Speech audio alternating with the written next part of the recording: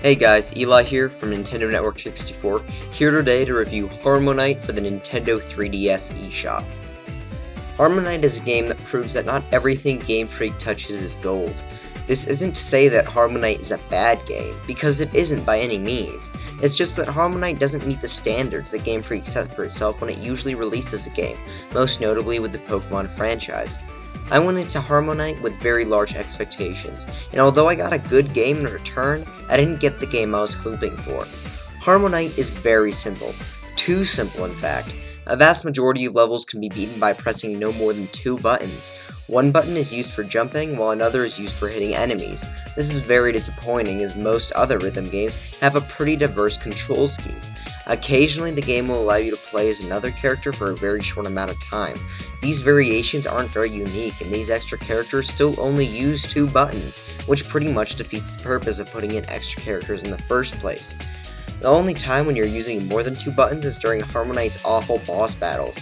These boss battles are pretty much quick-time memorization events. The game will blurt out a sequence of button presses, and the player has to repeat the button presses back in order. These levels aren't very intuitive in the slightest, and they're a drag to play through. The worst part of all is that when these levels are replayed, all the boring cutscenes cannot be skipped, extending the awful levels out even farther. Another feature which isn't fleshed out as much as it should be is the difficulty.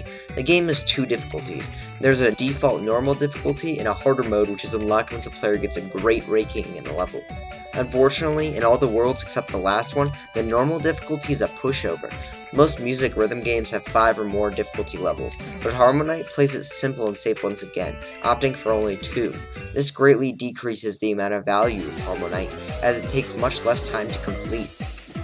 Rhythm games live and die by their soundtrack, but HarmoKnight doesn't even have much of a soundtrack to boast about. The last of the 7 worlds is the only one with really good music. There are only a few Pokemon tunes in all, so it is a very small minority of the whole package.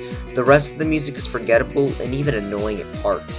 Fortunately, the 3D graphics are pretty good looking, so the game does have one feature that I can put above the others. HarmoKnight isn't a bad game, it's just overshadowed by all the other wonderful games in the genre. GameFreak should stick to games it's good at, particularly Pokemon. HarmoKnight is too simple, only using 2 buttons most of the time. The music isn't that great, and there isn't enough content in the game to justify a $15 purchase. With so many other better music rhythm games on the 3DS, why settle for one that's only okay? Those who are fans of the genre may want to check the game out, but for those who only play the occasional rhythm game, I strongly recommend Theater Rhythm Final Fantasy. Those who are craving a GameFreak game should probably just wait for Pokemon X and Y. This game gets a 6.5 out of 10. Please don't forget to rate, comment, and subscribe, it really helps, and see you guys next time for another review.